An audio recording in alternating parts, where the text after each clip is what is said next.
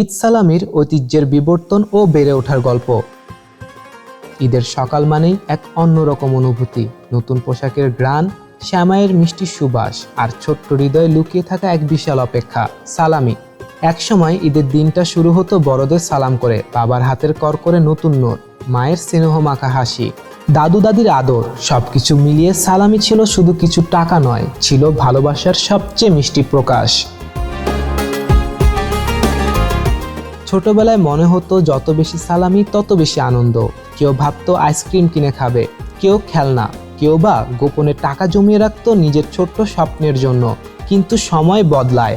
একদিন খেয়াল হয় যে হাত একসময় সালামির আশায় বড়দের দিকে বাড়িয়ে দিতাম, আজ সে হাতেই ছোটদের জন্য তুলে রাখি নতুন নোট। এটাই হয়তো বড় হয়ে ওঠার সবচেয়ে নীরব গল্প।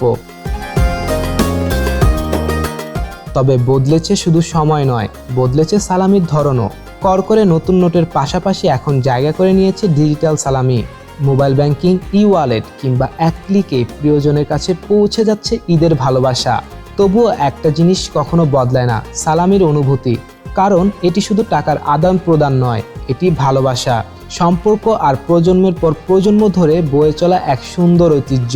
হয়তো বড় হয়ে সেই ছোটবেলার মতো উচ্ছ্বাস আর থাকে না, কিন্তু ঈদের সকাল এলেই কোথাও না কোথাও মনটা আবার ছোট হয়ে যায়। কারণ ঈদের সালামি শুধু টাকা নয়, এটা আমাদের শৈশব, আমাদের স্মৃতি আর বড় হয়ে ওঠার গল্প।